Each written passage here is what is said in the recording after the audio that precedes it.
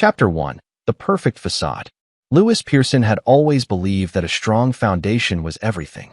As an architect, he'd spent 15 years designing buildings that could withstand earthquakes, floods, and time itself. He'd built his marriage on the same principle, or so he thought. The October morning started like any other in their Craftsman home in Ashland, Oregon. Lewis stood in the kitchen, pouring coffee while his 8-year-old son Cody ate cereal at the counter. Sharon, his wife of 10 years, hummed while packing lunches, her blonde hair pulled into a perfect ponytail. To anyone looking in, they were the American dream incarnate. "Dad, can Jake come over after school?" Cody asked, milk dribbling down his chin. "Jake Simmons?" "Sure, buddy. Just ask his mom." Lewis ruffled his son's hair, noticing Sharon's smile tighten almost imperceptibly. She'd always been particular about Cody's friends, especially the Simmons family. Donna Simmons, the mother, ran the neighborhood watch with an eagle eye that made Sharon uncomfortable. "Actually," Sharon interjected smoothly, "maybe this weekend instead? I have my book club today, and the house will be chaos." Lewis nodded, not thinking much of it. Sharon's book club was sacred, every Wednesday without fail for the past 3 years. He'd never attended, never even knew what books they discussed. It was her thing, and he respected that. What he didn't know was that Sharon hadn't read a book in years. The day proceeded normally. Lewis spent hours at his firm, reviewing blueprints for a new community center. His partner, Preston McKinney, noticed his distraction during their afternoon meeting. "You good, Lewis? You've been staring at that same elevation for 20 minutes. Lewis shook his head. "Yeah, sorry. Just. Sharon's been acting strange lately. Distracted. Secretive with her phone." Preston laughed. "You're paranoid, man. Sharon's the most straight-laced woman I know. Probably planning your anniversary or something." Their anniversary wasn't for another 6 months.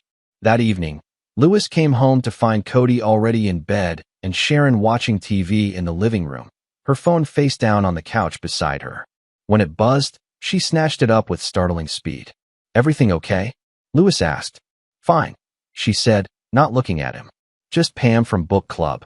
Pam Connell." Lewis had met her once at a neighborhood barbecue. Nice enough woman, but something about the way Sharon said her name felt rehearsed, like a line from a script. Chapter 2. The Unraveling Thread. 3 weeks later, on a Tuesday afternoon, Lewis's phone rang while he was finalizing permit applications. The caller ID showed Donna Simmons. "Lewis? It's Donna. I need to talk to you.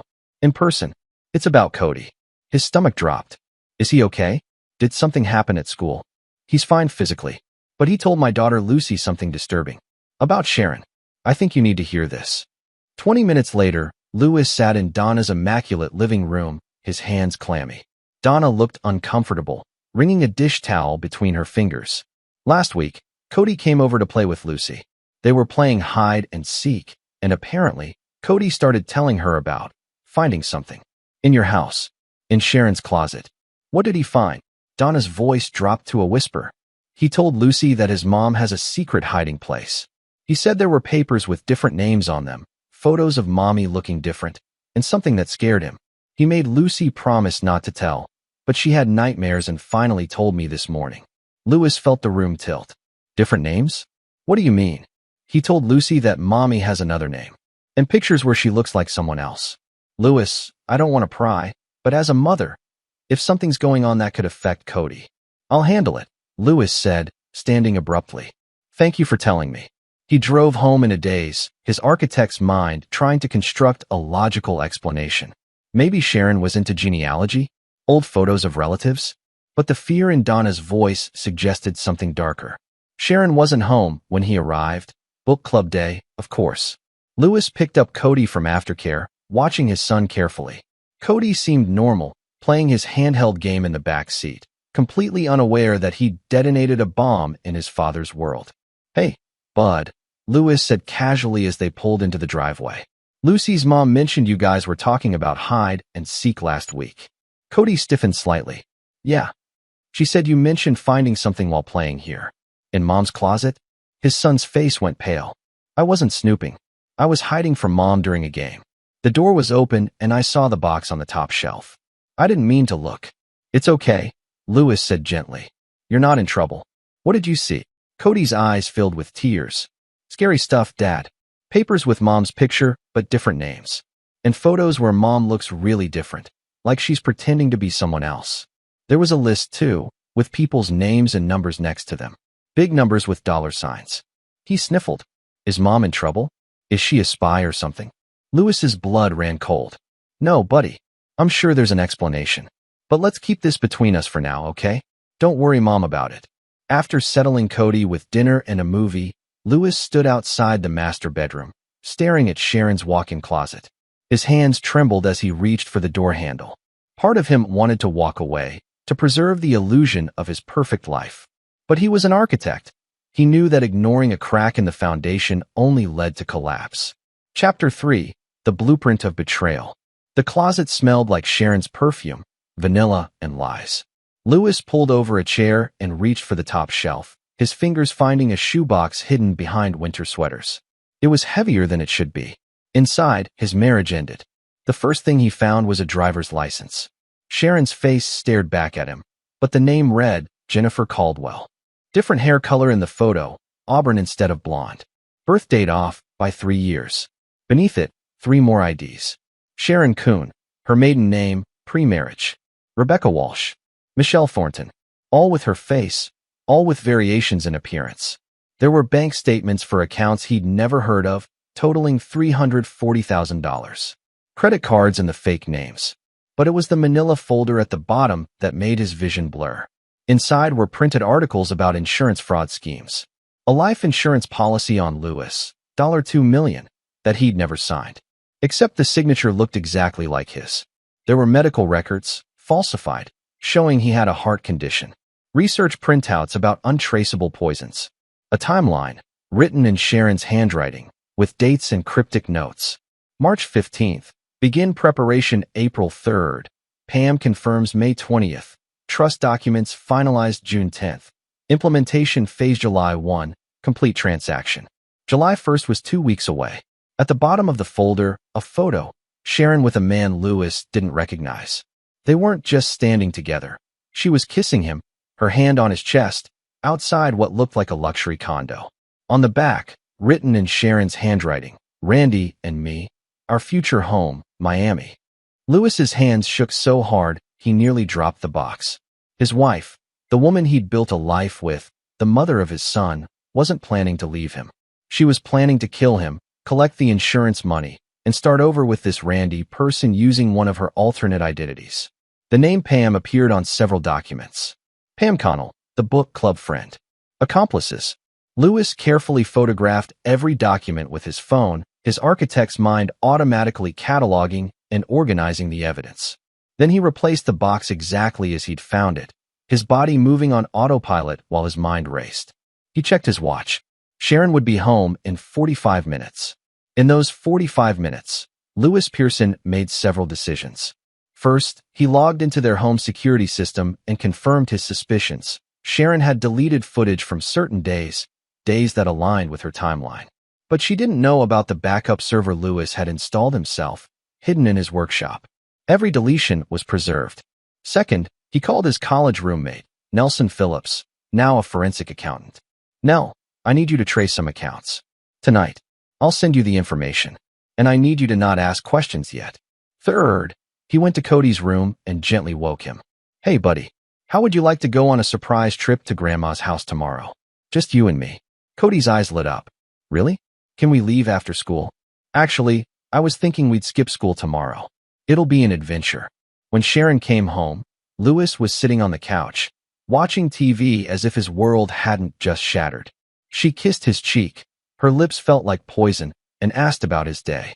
Normal, he lied, matching her energy.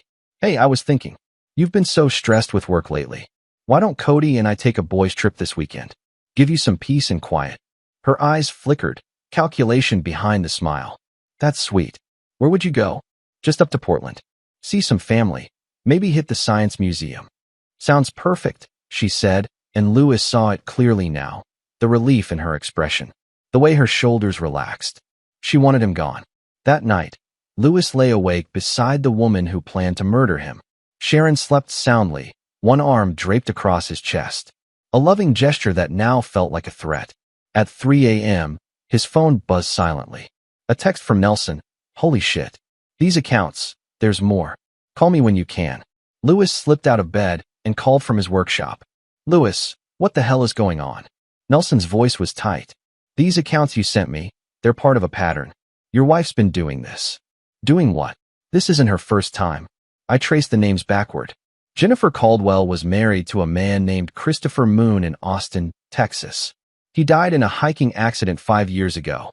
She collected $1.5 million in life insurance. Rebecca Walsh was married to someone in Phoenix, drowned in his pool. There might be more. Lewis felt the room spin. She's killed before. If it's the same person, yeah.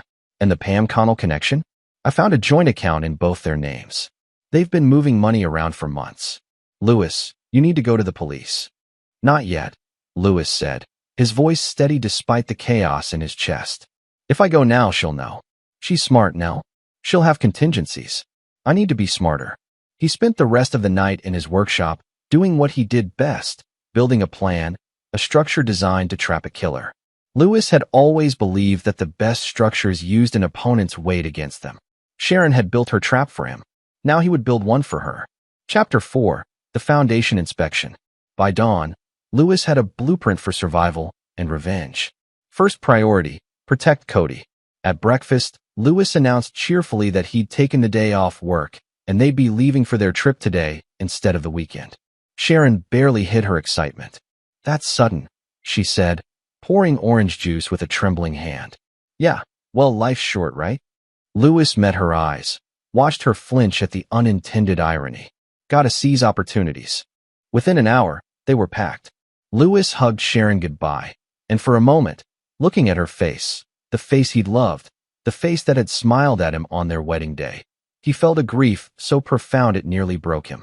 But then he remembered the poison research, the falsified medical records, the previous husbands. Love you, she said. Sure you do, Lewis muttered as he backed out of the driveway. They didn't go to Portland. Lewis drove straight to Eugene, to his mother's house, where his father, Hugh Underwood. Sharon had never known Lewis's parents were divorced, another detail he'd kept private, lived in a secure retirement community. Hugh took one look at his son's face and sent Cody to the rec room. What happened? Lewis showed him everything. Hugh, a retired district attorney, studied the documents with a prosecutor's eye. Jesus Christ, Lewis. This is ironclad for attempted murder, conspiracy, fraud, and if Nelson's information is correct, possibly 2 previous murders. But you're right. If you go to police now, a good lawyer might get her to flip on the accomplice and cut a deal. You want her to pay fully. I want her to suffer like she was going to make my son suffer, Lewis said coldly. I want Randy to know exactly who he climbed into bed with. And I want Pam Connell to regret ever conspiring to kill someone's father. Hugh smiled grimly. You got your mother's mercy and my cunning. Dangerous combination. What's your plan? I'm going to give her what she wants. Me dead. Or at least, make her think I'm close to it. And I'm going to document everything.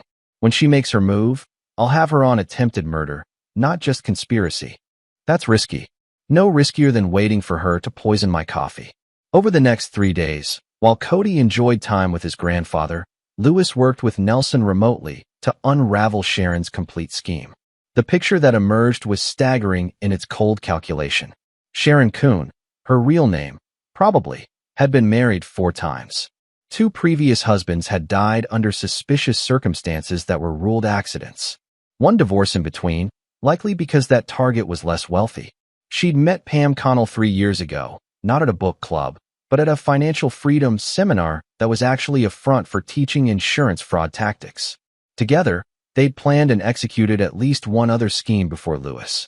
Randy Swanson was a con artist with his own record, currently living off the proceeds of Sharon's last score. The fake book club was actually planning sessions. The money in Sharon's hidden accounts was being slowly transferred to offshore holdings, ready for her escape. And the timeline Lewis had found? Implementation phase meant the actual murder attempt. June 10th to July 1st was her window. We're running out of time, Nelson warned during a video call. It's June 9th. She's going to escalate if you don't come home. Then I'll come home, Lewis said. But first, I need to make a few arrangements. He called Preston.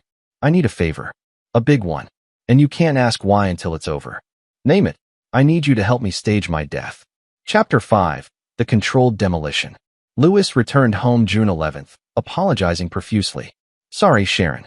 Dad had a health scare. False alarm, but you know how it is. She was sympathetic, loving, attentive. She made his favorite dinner. She suggested he rest. Looked tired, didn't he? You're right, he said, seeing the predator beneath the concern. I've been feeling off lately. Maybe I should see a doctor. I already made you an appointment, she said quickly. Tomorrow with Dr. Blake McCabe. He's supposed to be excellent. Lewis smiled. Dr. McCabe was likely part of the scheme, ready to confirm the falsified heart condition. Perfect. That's so thoughtful, he said. That night, he pretended to take the vitamins Sharon handed him, but palmed them instead. Later, he'd have them tested. He'd bet money they contained something beyond vitamin C. The next morning, he went to the appointment. Dr. McCabe was young, nervous, and clearly out of his depth when Lewis, after the examination, leaned forward and said quietly, "How much is she paying you?" McCabe went white. "I don't. To falsify my records. To confirm I have a heart condition I don't have. To be part of murdering me for insurance money." Lewis pulled out his phone, showing a photo of one of Sharon's documents. "I have everything, doctor. Every document, every transfer, every plan. You're going to be charged as an accessory to attempted murder. Unless what?" McCabe's voice cracked. "Unless you do exactly what I tell you. Confirm the fake condition to Sharon. But document the truth for the authorities. And when the time comes, you testify. Do that, and maybe you avoid prison." McCabe nodded frantically. "She told me it was just insurance fraud. That you were abusive and she needed to escape. I swear." "Save it for the prosecutor," Lewis said coldly. Over the next week, Lewis became the perfect victim. He mentioned feeling dizzy. He asked Sharon to drive because he felt off. He took the vitamins she gave him in front of her, then spit them out later. Testing confirmed they contained oleander extract, enough to cause heart attack symptoms, but not immediately lethal. She was building a medical history, priming his body for the final, fatal dose. Meanwhile, Lewis worked his real plan. He met with a prosecutor, a friend of his father's named Clarence Collier, showing him everything. Clarence was stunned. "This is the most cold-blooded thing I've seen in 20 years. We need to arrest her now." "No," Lewis insisted. "If you arrest her on conspiracy alone, her lawyer will tear it apart. Randy is overseas, he'll vanish. Pam can claim she knew nothing. I need her to actually attempt it. I need her caught in the act. You're talking about letting your wife try to kill you. I'm talking about letting her think she's trying to kill me.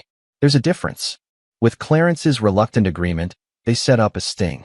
Lewis would wear a wire. The house would have hidden law enforcement outside. And Lewis had one more element to add, one that would make Sharon's betrayal public and permanent. He called Randy Swanson directly, using the number from Sharon's documents. "Who's this?" Randy's voice was cocky, relaxed. "Lewis Pearson, Sharon's husband. The one you've been planning to kill." Silence. "I know everything, Randy. Every account, every plan, every lie. And I'm giving you a chance to save yourself. Is this a joke? Meet me tomorrow at the Pilot Rock Diner, Route 66. Come alone. Or I go to the FBI with everything, and you spend the next 20 years in prison. Your choice." Randy came. Lewis recorded the entire conversation, watching the con artist squirm as he showed him the evidence, including proof that Sharon had done this before. To Randy's credit, his face went genuinely pale when he realized he was dating a serial killer. "She told me you were terminally ill," Randy whispered. "That she nursed you for years and you wanted to secure your family before." "Jesus Christ, she played me. She played all of us," Lewis said. "But here's your deal. You flip on her, testify, and cooperate fully. You'll still do time for fraud, but not for murder. Refuse, and I make sure the jury knows you were an active participant in planning to orphan an 8-year-old boy." Randy took the deal. Chapter 6, The Load-Bearing Wall. June 28th. 3 days before Sharon's deadline. Lewis came home from work, early, stumbling slightly as he entered the kitchen. Sharon looked up from her laptop, closing it quickly. "Lewis? You okay?" "Not really." He slurred slightly, Oscar-worthy. "I feel terrible. Dizzy, chest tight. Like at the doctor's." Her eyes lit up, actually lit up, with predatory anticipation.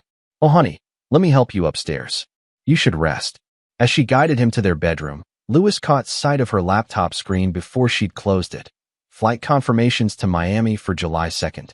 1 ticket, under the name Jennifer Caldwell. Once in bed, Lewis pretended to fall into a heavy sleep. He heard Sharon make a call from the hallway, her voice barely audible. "Pam? It's time. Tomorrow." "Yes, I'm sure. The vitamins have done enough groundwork.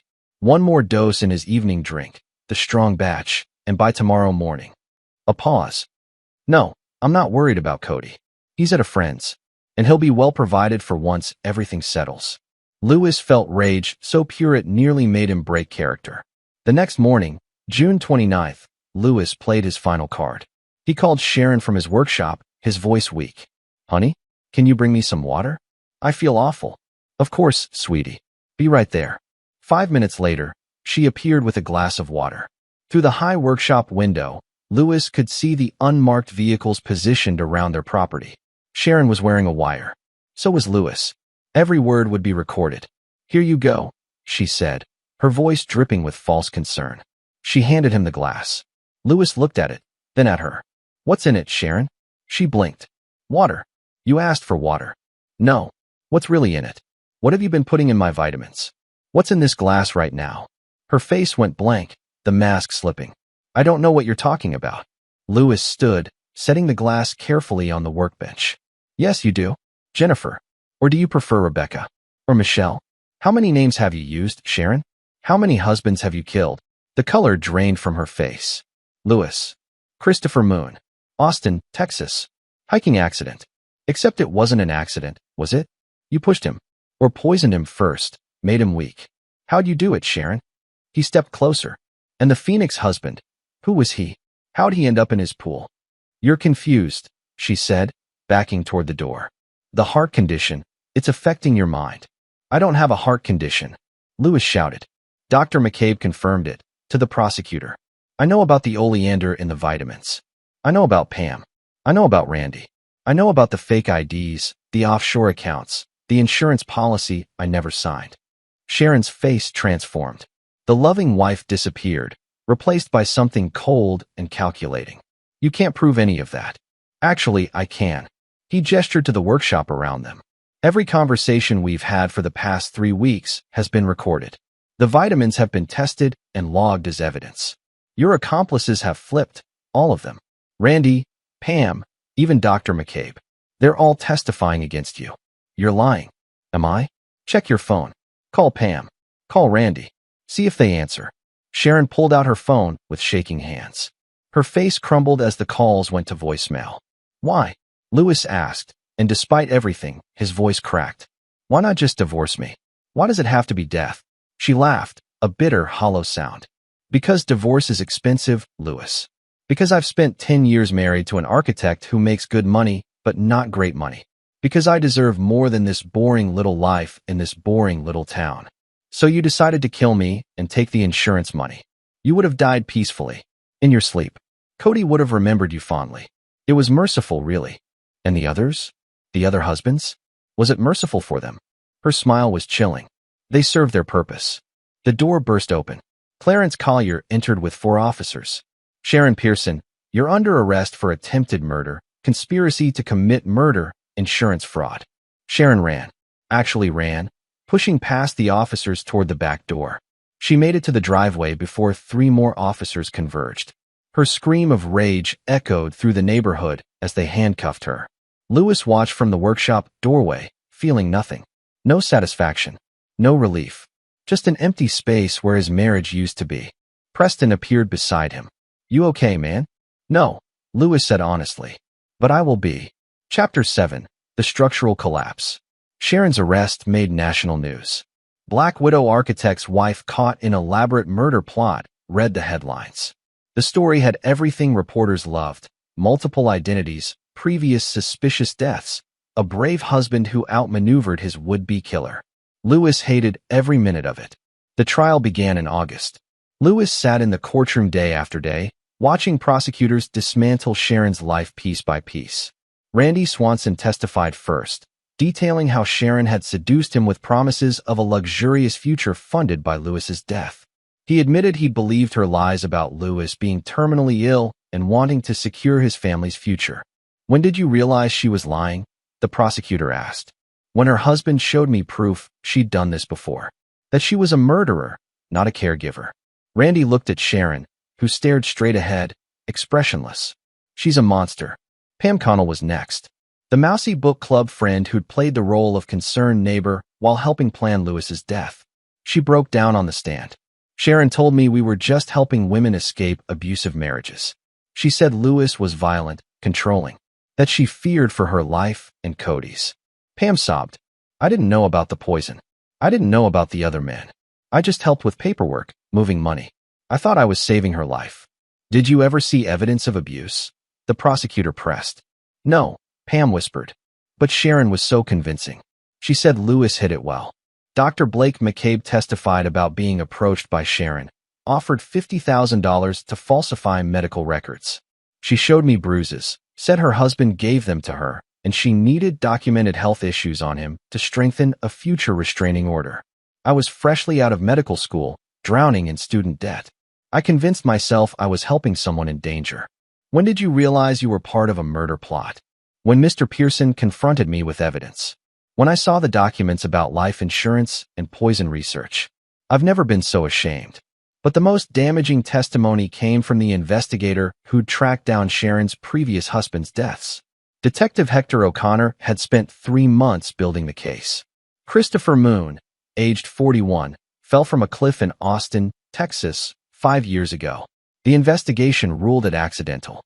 But when we reopened the case, we found oleander in his preserved blood samples. The same poison found in Mr. Pearson's vitamins. The courtroom gasped. Edward Roberts, age 38, drowned in his pool in Phoenix 3 years ago. Also ruled accidental. Mr. Roberts had complained to his doctor about dizziness and weakness in the weeks before his death. We exhumed his body. Same poison. And the connection? Both men were married to women who looked identical to Sharon Pearson, but used different names. Same Social Security fraud. Same pattern of hidden accounts, same MO.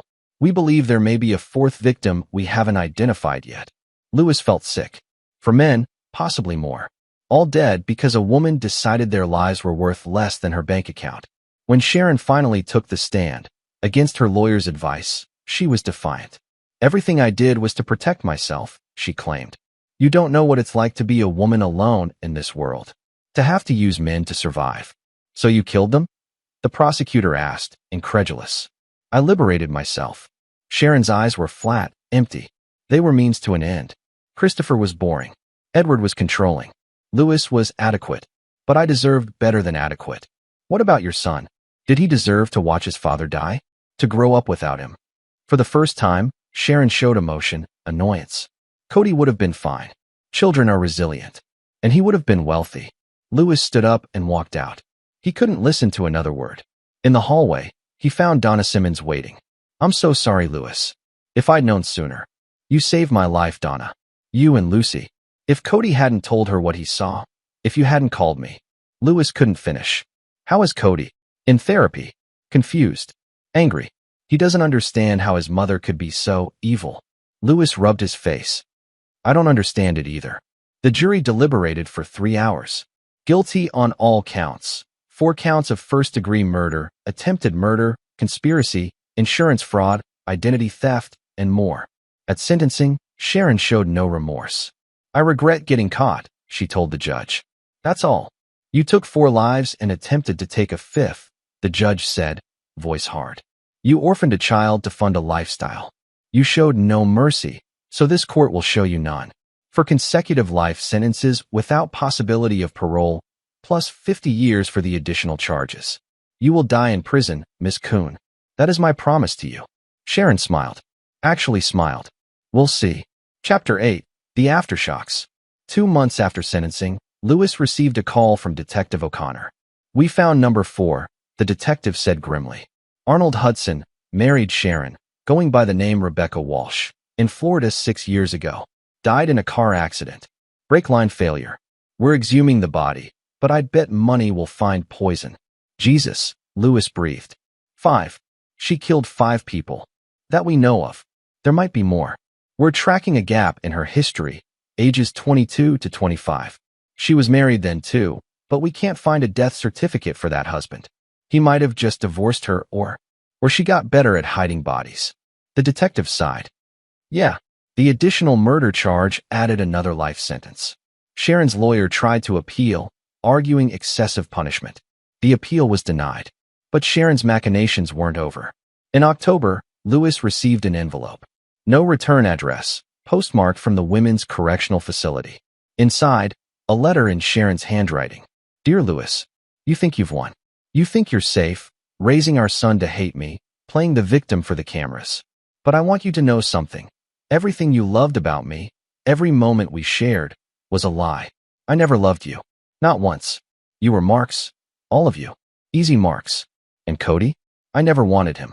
He was leverage. Insurance. The perfect, loving mother image for the jury pools. You should have seen your face at our wedding, thinking you'd found your soulmate. Pathetic. You took my freedom, Lewis. But I took 10 years of your life. You wasted them loving someone who didn't exist. Who wins that trade? Sleep well, Sharon. Lewis read it once, then burned it in his fireplace. He wouldn't let her poison his memories or his healing. Yes, Sharon had deceived him. But he'd loved genuinely, built a real family, raised a son with care. Those experiences weren't wasted just because she'd been performing. The truth was, Sharon had already lost. She'd spent her entire life scheming, manipulating, killing, and ended up alone in a cell with nothing but her own malice for company. While Lewis had his son, his freedom, his future. But there was still Pam Connell to deal with. Pam had taken a plea deal, 15 years for conspiracy and accessory to attempted murder. She'd cooperated fully, shown genuine remorse, but Lewis wanted her to truly understand what she'd nearly helped destroy. He arranged to speak with her through her lawyer. They met in a conference room, Pam in prison orange, eyes red from crying. I know sorry isn't enough, she started. You're right. It's not. Lewis's voice was ice. You helped plan to murder the father of an 8-year-old boy. Because of you, Cody has nightmares. He's terrified that everyone he loves is secretly bad. Do you understand that? Pam nodded, tears streaming down her face. I don't forgive you, Lewis continued. But I want you to do something. Every day you're in prison, I want you to think about Cody. About what you nearly did to him. And when you get out, if you get out, I want you to spend the rest of your life actually helping people. Not performing helping. Actually doing it. I will, Pam whispered. I swear. Lewis stood to leave, then paused. The worst part? Sharon fooled you too. You thought you were helping someone. That instinct, to help, wasn't wrong. She just corrupted it. Don't let her take that from you. Be better than she could ever be. He left Pam sobbing in the conference room and felt a tiny crack of the anger inside him release. Chapter 9. The New Foundation. A year later, Lewis stood in his new office in Seattle. He'd sold the Ashland house. Couldn't stand to live in the place where Sharon had plotted his death. Preston had helped him establish a new branch of their architecture firm in Washington, and Lewis had taken Cody with him for a fresh start. The move had been hard on Cody, but therapy was helping. Dr. Lucy Calderon, ironically named, given one of Sharon's aliases, was patient and skilled. She'd helped Cody understand that his mother's sickness wasn't his fault, that love wasn't always a trap, that the world still had good people in it. How are you feeling about tomorrow? Dr. Calderon asked during their last session before Lewis's big day. Nervous, Lewis admitted. But good nervous. Tomorrow, Lewis would give a TED Talk about his experience, not for fame, but to warn others. He'd partnered with the FBI to develop a program identifying potential Black Widow cases earlier, tracking patterns of suspicious spousal deaths and insurance claims. If his nightmare could prevent even one more family from suffering, it was worth reliving. Cody was doing well too. He'd made friends at his new school, joined the robotics club, and slowly rebuilt his trust in people. He'd asked Lewis recently, Dad, when you meet someone new, how do you know if they're good? Lewis had thought carefully before answering. You don't, not right away. But you watch how they treat others when there's nothing in it for them. You watch if their words match their actions over time. And you trust your instincts, but verify everything. Like you did with Mom. Actually, buddy, I didn't verify with Mom. I just trusted. That was my mistake. So now I teach you better. Trust, but verify. Love, but keep your eyes open. Cody had nodded, accepting this wisdom. On the day of the TED Talk, Lewis stood backstage, reviewing his notes. Preston clapped him on the shoulder. You got this, man. Just speak from the heart. The lights were bright. The audience was quiet. Lewis began. A year and a half ago, I almost died. Not from disease, not from accident, but from the deliberate actions of the person I trusted most, my wife. She spent years planning my murder, and she would have succeeded if my 8-year-old son hadn't accidentally discovered her secret and told his friend about it. He told the story, not all of it, not the most personal parts, but enough. He explained the warning signs he'd missed, the secretiveness, the isolated finances, the controlled narrative. He described how Sharon had weaponized his love and trust. But he also told them about the aftermath, about rebuilding, about teaching his son that one bad person doesn't poison humanity, about choosing to remain open to love, to connection, even after betrayal. Sharon wanted to take everything from me, my life, my son's father, my peace of mind. And for a while, she did take my sense of safety. But she didn't get to take my capacity for joy, my ability to love, my future. Lewis looked directly at the camera. Because here's the truth. When someone betrays you, lies to you, tries to destroy you, they're revealing who they are, not who you are. Their sickness doesn't have to become yours. The audience erupted in applause. Afterward, dozens of people approached him, some sharing similar stories, some working in law enforcement, others just moved by his resilience. One woman waited until the crowd cleared. She was maybe 35, with kind eyes and a cautious smile. Mr. Pearson? I'm Detective Joanna Swanson, no relation to Randy, she added wryly. I work in financial crimes. Your talk today, it's going to help a lot of people. Would you be willing to consult on some of our cases?